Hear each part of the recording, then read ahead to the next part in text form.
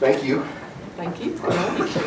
Obviously, this is not the first or probably the 10th time we've talked to these students, but it's a little bit of a different environment because we're going to be talking all about you. So you didn't have to do a lot of prep. That's right. That's nice. Thank you. Why don't we start by you talking to the students a little bit, telling them a little bit about your upbringing in Bainbridge and what effect that has had on the arc of your life and your career. Okay. Anybody know where Bainbridge, Georgia is? A few people. It is way down in deep South Georgia, right north of Tallahassee, Florida, on the Georgia-Alabama corner of the state. Very small town. That's where I was born and raised. And I think it did have a big influence on who I am and the kind of values that I have. A very quintessential small southern town. Although I grew up in a funeral home, lived in the funeral home. My father was a funeral director. And so what I can tell you about that is none of your girlfriends ever want to spend the night. You get lots of invitations to go elsewhere. But in a small town, you kind of grow up where people are important to you, important to your family. Everything is kind of based on people and relationships. And you don't have, big city lights and paid entertainment. Your entertainment is your friends and developing friendly relationships. And I think that had a lot to do with who I am and the kind of things I've pursued in life. But I had strong parents who expected a lot of me and my sisters. I'm the oldest of 4 sisters. And so I think also growing up in a household of girls was influential in a lot of the things I've pursued because I grew up not having girls and boys roles in the household. We were all just expected to pitch in and do everything. But I had parents who expected an awful lot of us and expected us to do well. If you brought home a B, then it was a question of why wasn't it an A, which was often frustrating, but my parents pushed us to really do well and to make us believe that we could do well if we worked hard enough. So it was a very warm and friendly and supportive atmosphere. The town of Bainbridge has 1 high school for the whole county. So you grow up in a good, strong, diverse community, but you kind of know everybody in the county because there's not a competing high school where you don't know other kids. You know everybody in the county, which is also, I think, a strength and was ultimately a strength when I got into politics because you knew everybody and everybody knew you. But I've always felt like that was a real strong sort of my support mechanism and background of coming from a good, strong, small town. Now, if I remember the arc of your education, you started at ABAC, right? I did. And then went to the University of Georgia, got your degree in journalism. And your first career was journalism? My first job out of college was journalism. My first major was agriculture. I grew up with grandmothers who were big gardeners. And I loved to work with plants, worked with a plant nursery when I was in high school and thought that I would major in something related to plant science, which is why I ended up going to Abraham Baldwin Agricultural College down in Tifton, Georgia. But after I had a summer job and pulled weeds in 105-degree weather at Callaway Gardens, I decided that having a job in the air conditioning wouldn't be altogether bad. So I changed my major when I transferred to the University of Georgia and moved into journalism because I like to write. I had written on the school newspaper and edited the yearbook at ABAC. So I got into journalism and had summer jobs at the newspaper in my hometown and went to work for the newspaper in Gainesville, Georgia when I graduated. And the new kid on the block in those days at newspapers always was assigned the beat that nobody else wanted, which was the crime beat, the blood and guts crime beat, which in many ways pattern some of today's NCIS shows, where you go to the crime scene, you go to the autopsies, you do all of that in order to get the story. And then I would have to cover everything from a murder scene or a car wreck or shooting or whatever to the trial of a defendant. And I was absolutely lost when I got to court, and embarrassed to have to go up to the judge or to the lawyers after a hearing and say, I've got to write a story about this and I don't know what happened. I don't even know the words y'all are using. I've got to spell them correctly. I'd never felt so ignorant in all my life as having to write about things happening in court. So I eventually decided I was interested in it, but it was such a foreign exposure. There were no lawyers in my family, so I hadn't grown up around any of this process. So I finally decided I've just got to go to law school to get the education. I didn't know anything other than sort of the TV version of a lawyer, thought all lawyers were obnoxious, had no interest in practicing law, but I wanted to learn about the law so I could understand it, either go back to that newspaper, go to a larger paper, and write intelligently about the law. So when I enrolled here, that was my sole goal. Isn't that interesting? You had no goal to be a lawyer. No. Well, do I remember right, your class of 86? Yes. Okay. Talk to us a little bit about your time here and what memories you have of being in law school. What helped you, what didn't help you, what do you remember favorably, and maybe some things you don't. Well, I remember the recruiting process, and I was interviewing and going to visit law schools, and I drove up the hill here and I saw this building, and I thought, this just looks like a law school. And people here were so nice, and they offered me a good scholarship, and so I enrolled. But again, I didn't know anything about law school. I went to the orientation week, which you all remember, and that first week, all the political science majors were raising their hands. They knew all of those buzzwords that I didn't know. And back in those days, when you got a scholarship, many of the scholarships were dependent on your making a certain grade. I had to keep a B average in order to keep my scholarship. And I thought that first week of orientation, I am going to flunk out of here. I still don't know what these people are talking about, and all these other students that were political science majors and pre-law majors know what's going on here, and this is a foreign world to me. So I thought I would surely flunk out. I realized about 2 weeks into the regular classes that nobody knew anything, and that, as you have probably all discovered, that this first year is a great equalizer. Doesn't matter what you majored in, you're all sort of on equal footing, and I found that to be true. But having been a newspaper reporter, I was out for 3 years before I came back. I liked to write. I thought I was a good writer. I had won awards for my newspaper writing, and I got into my first legal writing class, and I vividly remember my first assignment because I got an F on my first legal writing assignment. Really? Joe Claxton. Okay. I've reminded him of this many times. And I, of course, was just devastated. I know how to write. And he assured me I did not know how to write like a lawyer. And so I had to do a big mental shift to learn how to write, as I'm sure many of you are going through, to write as an advocate and to write as a lawyer. It was not the same as sort of the thing in journalism school is you learn to write to a 5th grade audience, the general public who are reading news stories. So I had to turn my whole thinking about writing and style of writing to appease my writing teacher to get through the class with a good grade.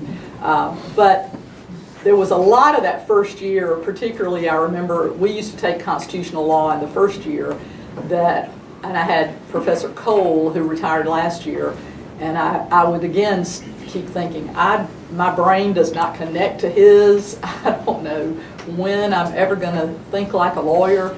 And somewhere, probably more in my second year than in my first year, I had the light bulb moment when things just started clicking. And I said, I get it. I do get it. I now think like a lawyer and appreciate now why people sometimes hate lawyers, because we do think differently. and we learn to see all these different sides of an issue. And sometimes that makes us argumentative to people outside of the law, but it makes us good critical thinkers. And so I remember having those kind of light bulb moments more into my second year than the first year, where a lot of things started coming together. Where first year I just felt like I was the gerbil on the wheel, just trying to keep it going and keep it in the road. But I was so paranoid my whole first year about keeping that B average, because I didn't have the money to pay for law school and I had this good scholarship. So I really worked hard to keep my grades, and I did really well, knock on wood, that when I got into my second year, I was in the top of my class, and all of a sudden I didn't know how the job market worked, and found out that, as you will find out, in the first of your second year, all of a sudden all these job interviews come up, and all these law firms interview you often based on where you are ranked in the class. I had no idea that that was the process. And fortunately, that meant I had a lot of options for job interviews. And I interviewed and got a good second year summer job, and went to work in Atlanta, and a firm liked me and they offered me a job at the end of my second year summer, and so I went all the way through my third year and had a job. And I often tell students the moral of that story is nobody looked at my grades after my first year for the rest of my life. Yep. So it pays to work hard in your first year. I think that message has gotten through. You were not, I gather, the first female editor-in-chief of the Law Review. You were the second. I think that's right. But were you still a pioneer as a female law student in that position? Were there special challenges being a pioneer? Well, I think among the students, it was not a big deal, and I didn't think about it as a big deal when I ran for editor-in-chief of the Law Review. It's a peer-elected position, but interestingly, the woman who's the business manager of the Law Review, when I was elected, the day we had elections on a Saturday, and I was elected editor-in-chief of the Law Review, and 5 minutes later, she called me into her office and she said, "I won't work for a woman." And I said, "Excuse me? 5 minutes ago, I was elected editor-in-chief." And she said, "Well, I've never worked for a woman. I'm not going to work for a woman." And I said, "Well, hello, how are we going to handle this?" And so we had a little kind of come to Jesus moment, and and after that we became famous friends and worked it out. But she really had never worked for a woman boss, and although the editor-in-chief's not technically her boss, but we had a great year, and I think I changed her mind about working for a woman. But it was one of many eye-opening experiences I had over the years I was in politics, that a lot of women had never seen women in positions of authority, and women didn't know how to deal with it. Not just men who didn't know how to deal with women in leadership, women in positions of authority, but women didn't know how to deal with it. And so I had to learn how to maneuver through some of that. And here you are, and Jana's still here. She is. Just for a little bit longer. She is. Tell us about your first job out of law school, and what you liked about it and didn't, and why you left it. Well, my first year summer, I went back to my hometown to a law firm there with some lawyers that I knew, and they took me in and immediately taught me to search titles, and really taught me a lot of things that made a lot of my property classes really relevant and interesting to me. And so anytime I could go home, Christmas break or spring break, they would put me to work and I could earn some money, and so it was really helpful. So when I went to Atlanta, I really had sort of small town phobia about Atlanta and never thought I would go to Atlanta, but this firm had offered me a job. They paid a bunch of money, and I thought, why not? When I went to this big firm in the summer, that second year, they rotated me around. Like, I worked a few weeks in corporate, hated it, I worked a few weeks in their commercial real estate, liked that okay. Then I got into litigation. I knew I had arrived. Maybe because I like to talk, I like to argue, but I knew I wanted to be a litigator. So in a large firm in litigation, it was a great experience. Number one, because in a large firm, they had clients that could afford to pay the firm to do everything right. You really didn't have to worry so much about being paid because your clients were all big companies. You had few individual people clients. You worked more for businesses. And you had big cases where you had teams of lawyers working on cases, so you were working always under partners and senior associates. So while sometimes, you know, they were giving you assignments and you felt like you were being thrown out on a limb, you always had people above you to go back and check things with and learn from people who were so smart and knew how to do things really well. And fortunately, this was a good firm that didn't just send young associates to the library for the first year or two. They sent me out to do depositions immediately and to go to hearings and do things on my own, which was great experience. And so I did feel like I learned to do things right. They didn't believe in cutting corners, and they could afford to bill their clients for your time, however long it took to write a brief or to do discovery or to manage the case. You weren't trying to get through things on a quicker pace, you were trying to do it the right way. The firm had a great reputation, so wherever you went, you were representing this big firm, and that was kind of a big thing of opening a door for you. So it was a good experience. The downside was the billable hour concept, which was grueling. You know, I wasn't married, and so I didn't have family obligations, but it was, you know, frustrating sometimes because I felt like the young associates that did good work got more work. And of course, you never worried about making your billable hours commitment because you had plenty of work, but having back to my small town roots, I was always the type of person that was involved in the community. You know, I was involved in my church. I was involved in civic and arts activities and volunteer work, and that was just really a part of who I was. And all of a sudden I found at this firm, those kind of things were really not priorities for the firm. Their priority were my billable hours and getting that work done. And so a lot of those kind of things that were part of who I was and part of what was enriching to my life was not enriching to this firm. But the associates who didn't do such great work, they had weekends off. Now, at the end of the day, they probably were not making their hours, but it was a little bit, seemed unfair, you know, that I was just working all the time. So I started looking around at the senior associates. They were still working hard, but it kind of became a trap, you know. You made all this money, and if you got way up the ladder, they were buying big houses and fancy cars and all this kind of stuff with this money, but you couldn't go anywhere else and make that kind of money.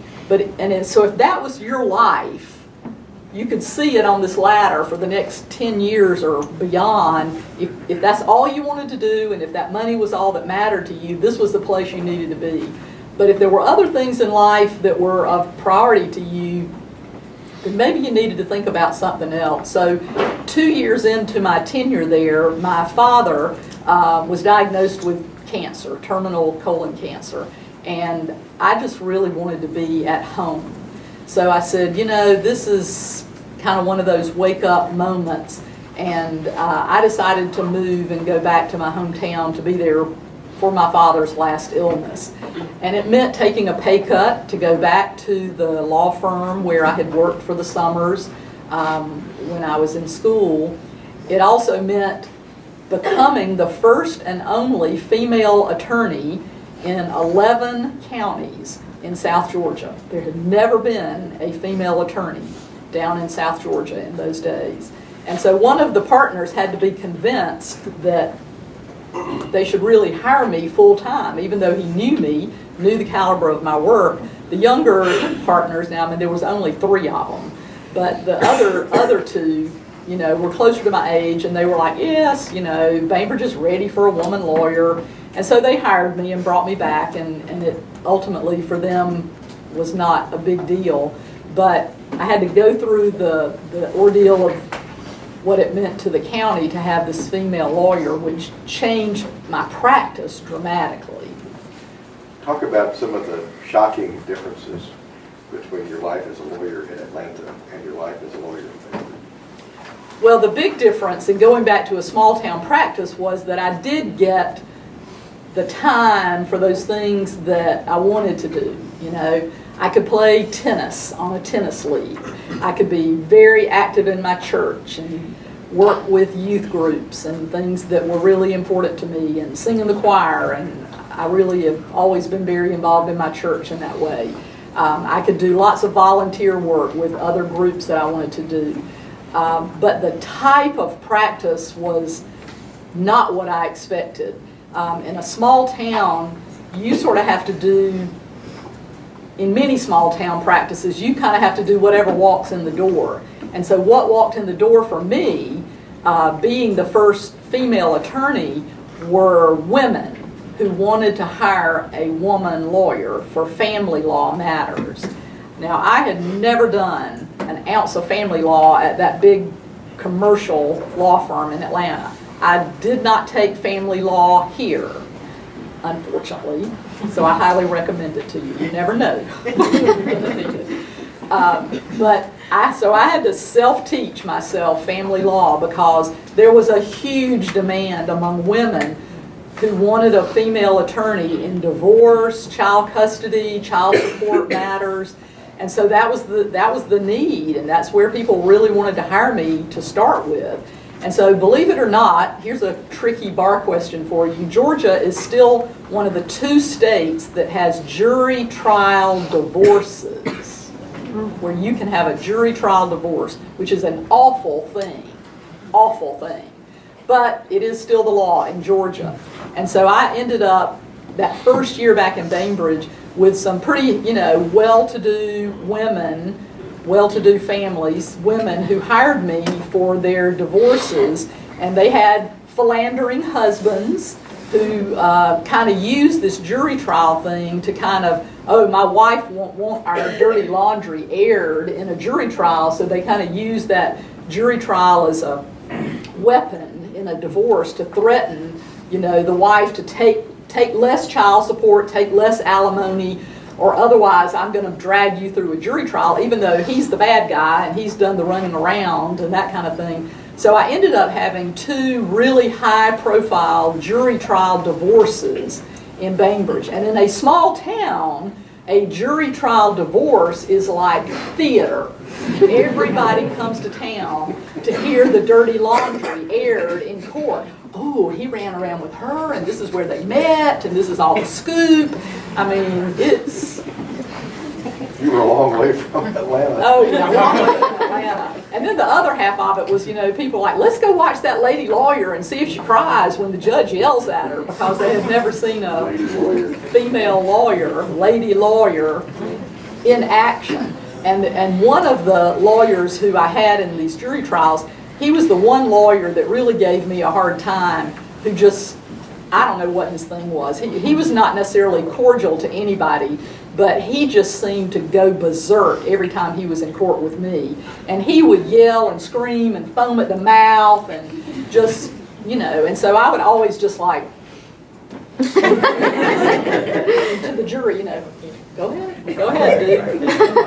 And so I would always beat him because he would just dig himself into a hole, and juries don't necessarily like it when somebody's up there screaming and yelling, and so I would always try to be the nice person while Mr. Foaming at the Mouth is over here going crazy and yelling and screaming. And so my client would win big time in these jury trials. And so that kind of raised my profile as a good lawyer, a strong lawyer. So then all these men wanted to start hiring me before their wives would hire me. So that, I found out, became the golf course talk, that these men said, well, you better go get Cathy Cox on a retainer before your wife gets her, and the divorce you're planning.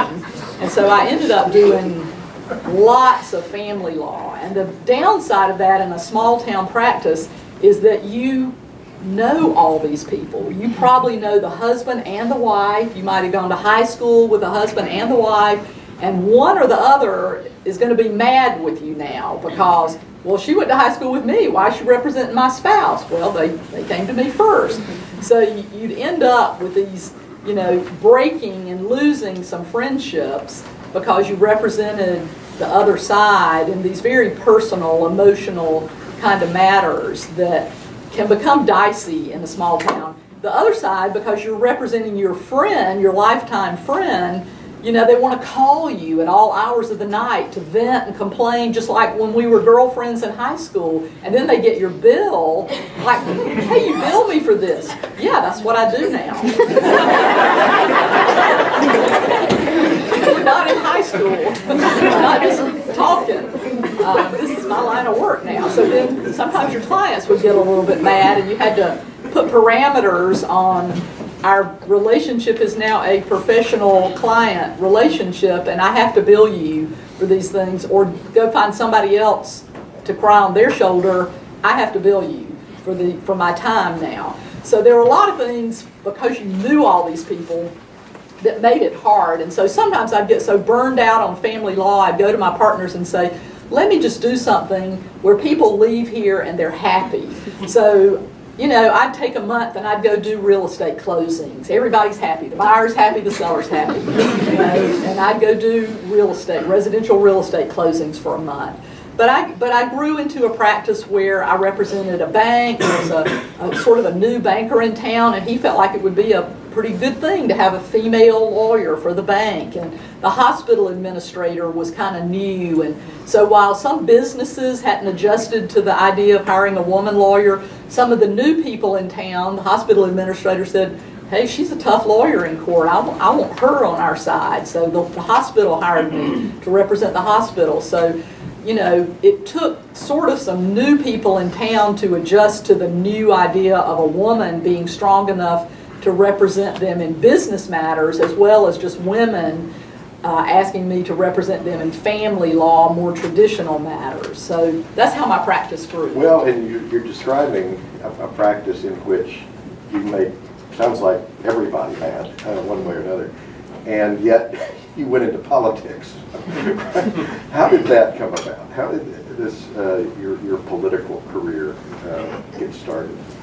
Well, I often attribute my political background to defective genes, and that would be maybe the most accurate, because my father was in politics almost all of my life. When we were children, he ran for city council and then was mayor, and when I was a teenager, he was elected to the Georgia legislature. So even as children, we would be campaigning for my dad. My mother would put my sisters and me out on the street with his little cards and say, go to every door, knock on the door, give them a card, ask them to vote for your daddy, and I'll pick you up at the end of the street. In a small town, they weren't worried about us going up to houses by ourselves, and that's how we learned to campaign. We were excited about election night. The results would come in, the votes would be counted, and my dad always won. But more importantly, I guess, while he was in offices, we would see him work with people, and we saw him help people, and we saw that he was solving problems for people, and he knew how to work the system, whether it was city politics or state level politics, to resolve problems for people that were very obviously meaningful to people in a good way. So I grew up seeing the good side of politics. He never really had a nasty, ugly campaign. And so I didn't see the brutal side of it. When he died, I had not been back in Bainbridge a year, so I did not qualify under the eligibility residential rules to run for his seat in the legislature at that time. But a family friend ran for the seat when he passed away, and I would not have wanted to run against this family friend whose kids I babysat for, and that would have been cool.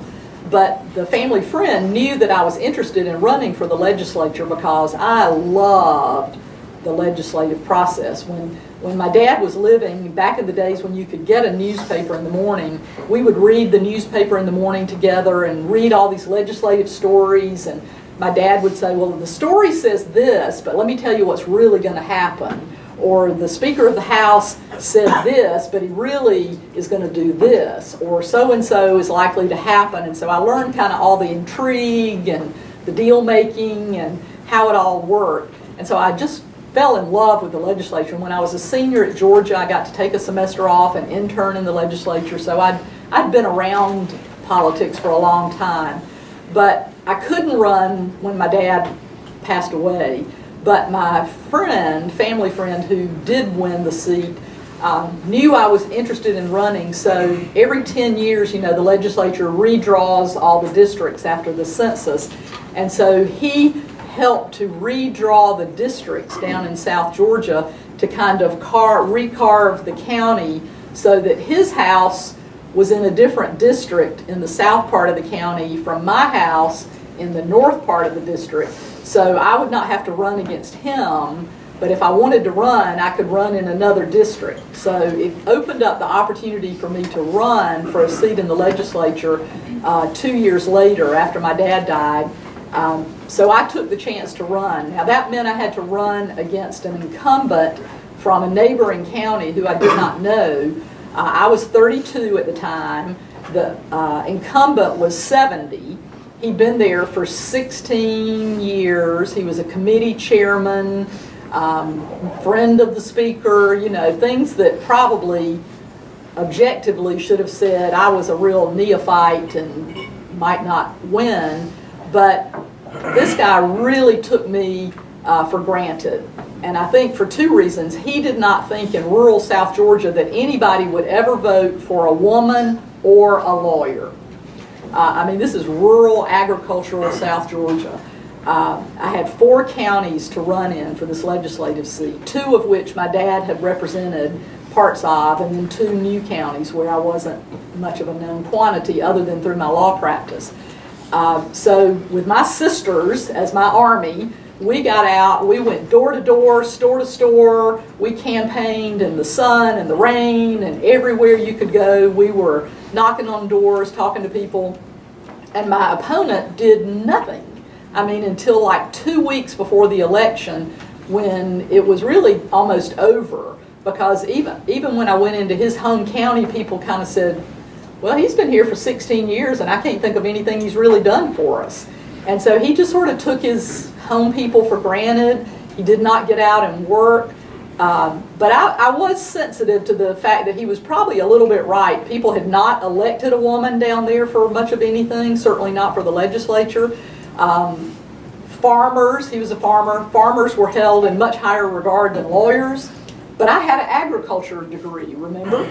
So I ran lots of ads in the newspapers that pictured me out in the middle of a peanut field with irrigation systems behind me, with some of my friends like, John Bridges. Cathy and I got our ag degree at ABAC.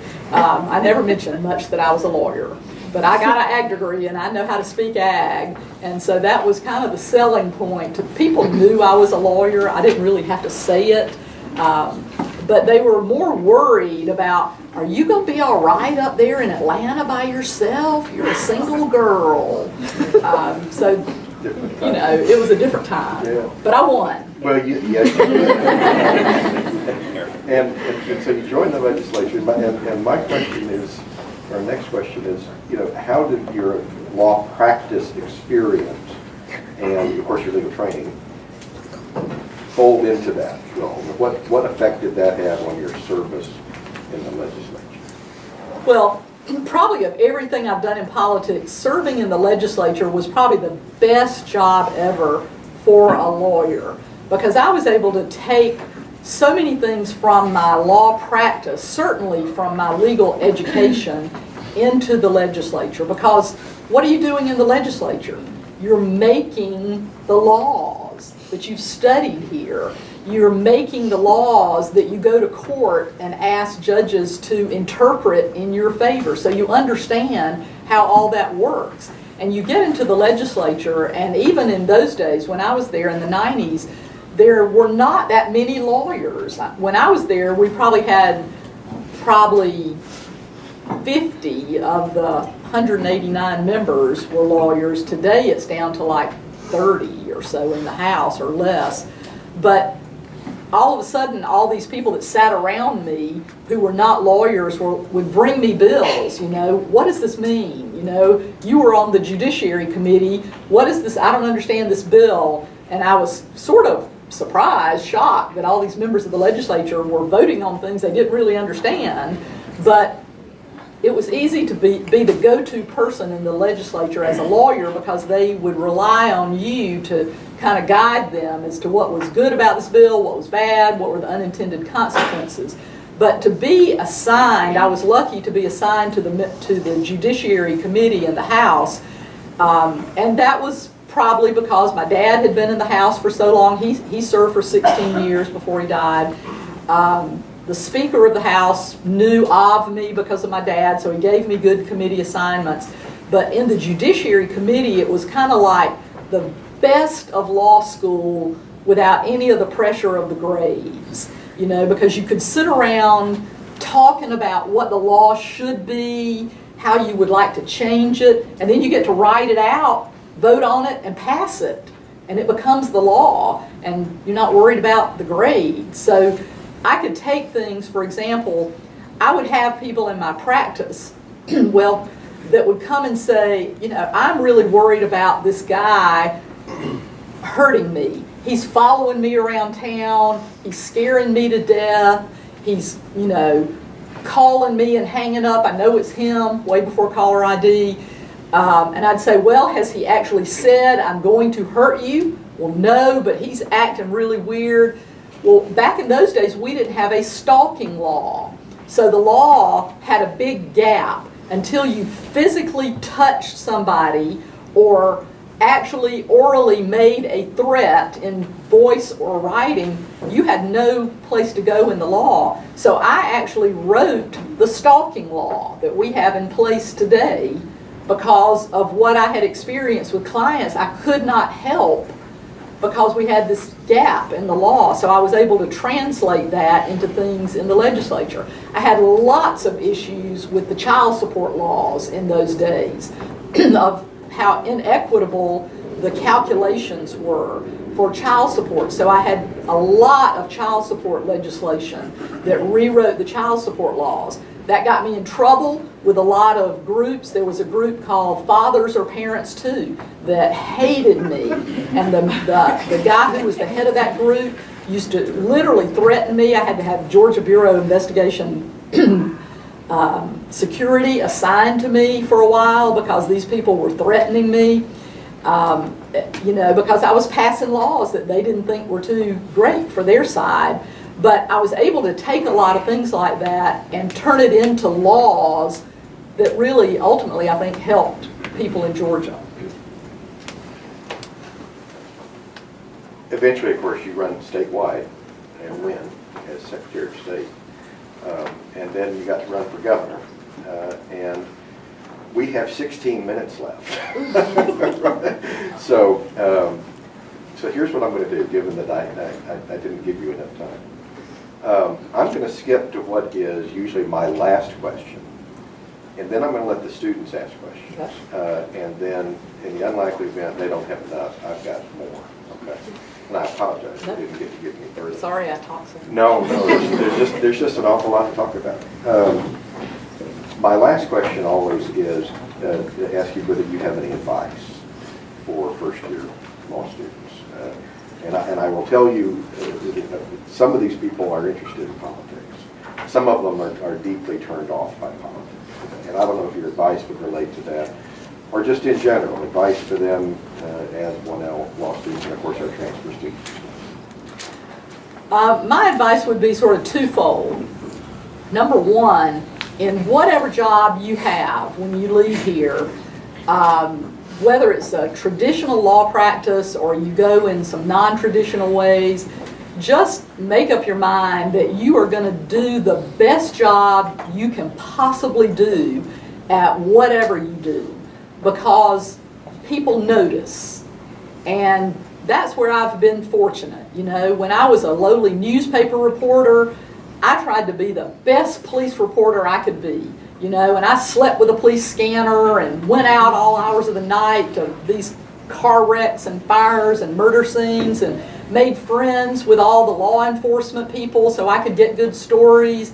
And I still have all these friendships left in Hall County, Georgia, because of the work I did as a newspaper reporter decades ago.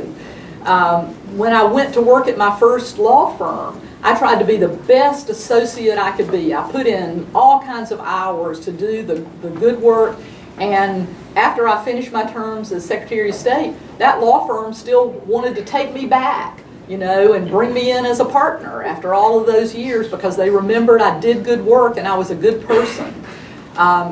Everything I've tried to do the good work and to make friends with the people I worked around, and not just the people above me or the partners or the associates, but the housekeepers and the administrative assistants. And to, you know, I've been at the Capitol twice this session to testify in some committees, and when we took students up for legislative days, and there were guards at the Capitol that still remembered me and hugged my neck when I came in the building that are still there. And you would just never believe how the relationships you can make with people open doors for you down the road. After my, you know, law practice days and being Secretary of State, the job opportunities I've had since then have all come to me, including this one, from people who came after, sought me out because of what they knew about me in other jobs. And you will find the same thing. I mean, you will certainly see some jobs you want to pursue, but people will pursue you because if they see you doing good work and they know you, they remember you, developed a friendship, and you were just a good person, people will come after you and open doors for you and give you opportunities that you cannot even imagine today just for the sake of building relationships. And it just enriches your life. You know, when you get old, when it comes down to it, what's really going to matter to you are these relationships you have with other people. It's not going to be the type of car you have or where you live. It's going to be the fact that I can still pick up the phone and call any number of the people I sat in this room with way back, you know, when I was a student here. And so I hope over the next 2 years that you'll develop those relationships with each other in this class, because you'll be able to count on each other. You'll see each other so many times in the years to come. It will be invaluable to you. That's great. What questions do you all have for Dean Cox? Yes, sir. Dean Cox, you were a member of the Democratic Party throughout the course of your political career. In today's kind of contentious political environment, I guess, while you were involved in politics, what techniques did you use to kind of reach across the aisle and find common ground with folks that were possibly just opposed on the court level to what you believe? Well, that's a very good question, and it directly relates to what I just said. I really didn't worry too much about party. You know, I tried to get to know every member of the House of Representatives that I served with. You know, I'd go sit by them when we were in break and just, you know, say, tell me about where you're from and your family and, you know, what'd you do last weekend, and just chat to get to know people. And when I left the House and ran for Secretary of State, the Republicans really didn't run anybody against me. I mean, I had a Republican opponent, but both times I ran, those people were not strongly supported by the Republican Party or members of the legislature, because the Republicans in the legislature knew I was kind of straight up, you know. And there's still, this past 2 weeks ago, the Republicans called me to go testify in the legislature about some of the current election law bills. And I was taking a position that actually was opposed by the Democrats. But I tried to just be the honest broker, you know, that I'm just trying to give you what I think is the honest assessment of this voting equipment. And it turns out I think I was more aligned with the Republicans than the Democrats. But I think both sides up there, and there are a lot of people still there that I serve with, know that I've never been a partisan. You know, yes, I ran as a Democrat. I still think my values align more there than on some of the Republican views. But basically, I'm going to be nice to people, and I'm going to be good to people, and I'm not going to shut somebody out based on a party affiliation. And I wish we had more of that. I think we could get a lot more accomplished in politics today if we didn't just shut down on party lines. Thank you. Yes, sir. So I guess I should. You talked about how you went into politics. For those of us who are considering it, why should we not get into politics as lawyers? Well, you know, when I ran for the legislature, I'll tell you, my law partners were not excited about it because they know it is a big time commitment. My senior partner had served in the legislature for one term way back when they used to rotate between counties, and he was pretty dismissive. He's the one that wasn't sure, you know, we wanted a woman lawyer anyway, but he was kind of like, oh no, you don't need to do that, and just kind of wrote it off.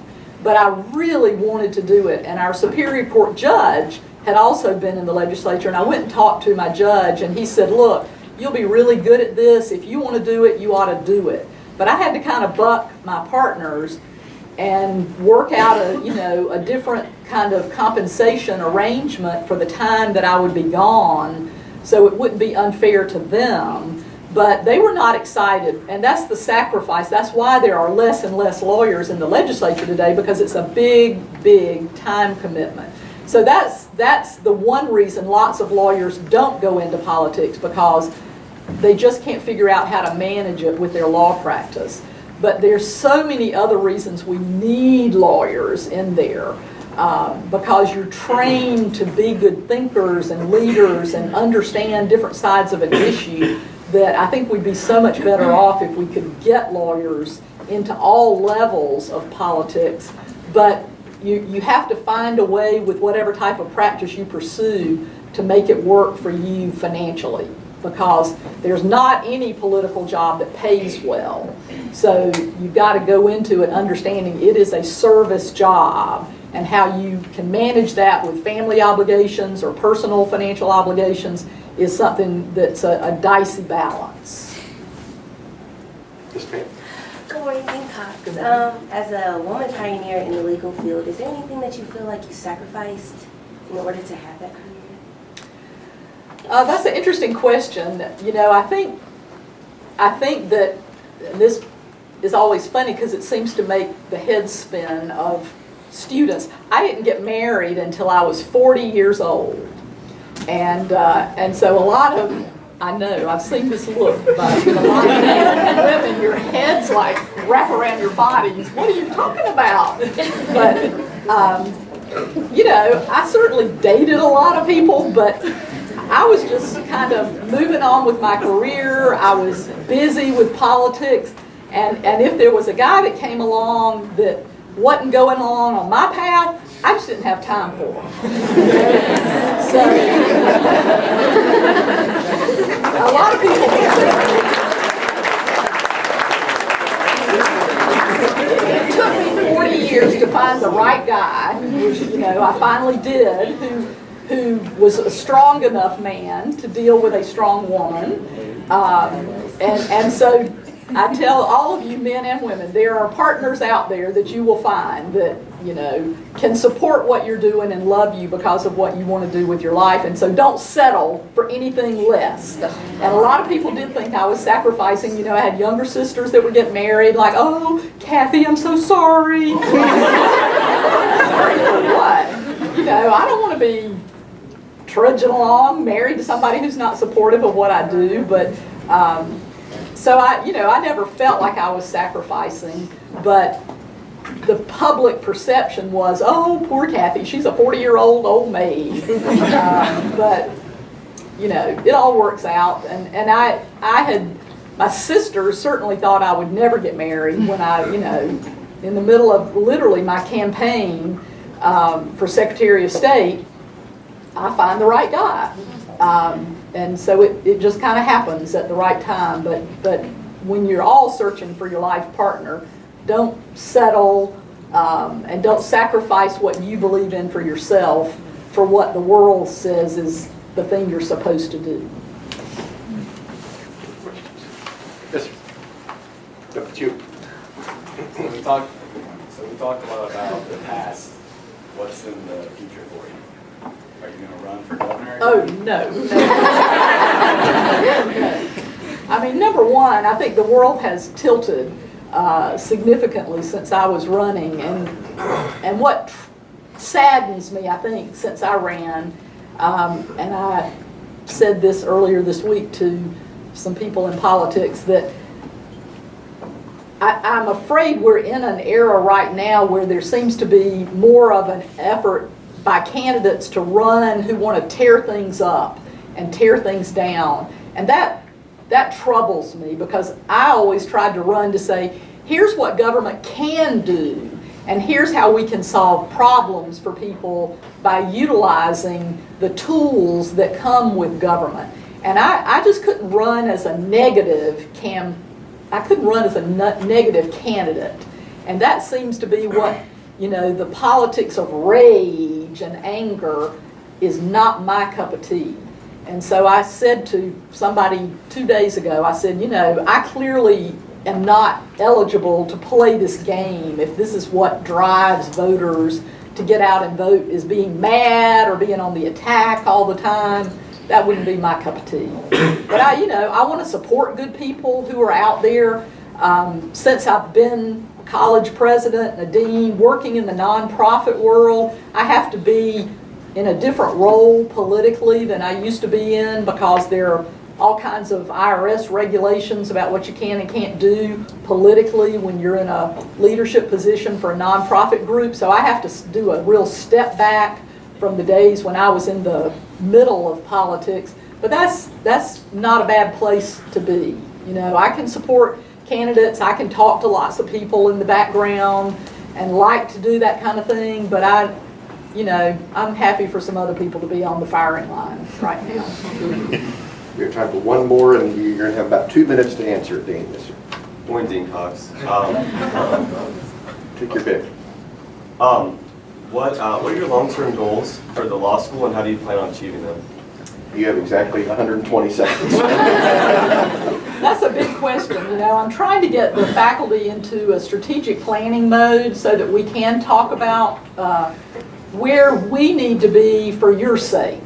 Because I don't think the way we've necessarily taught everything for the last 50 years is going to get you prepared for what's out there today. I'm troubled that we're not doing enough with technology, with preparing you for e-discovery and the world of artificial intelligence that you're going to face, that we need to make some tweaks in our curriculum to address that. And I've got a lot of people in the faculty that are good thinkers that want to help us move in that direction. So I hope over the next 2 years you'll benefit and see some of these changes that we'd like to make. So there's certainly ABA requirements we still have to meet in the curriculum, but I'd like to get us into more experiential things that really do, when we say you're practice ready when you graduate, I want that to mean even more than it does now, because that's a strong part of our reputation. And of course, I want you to all get through the bar on the first try. Dean, if you could stick around for a few minutes, so that some students probably want to chat with you. Not that you're not available anyway, but join me in thanking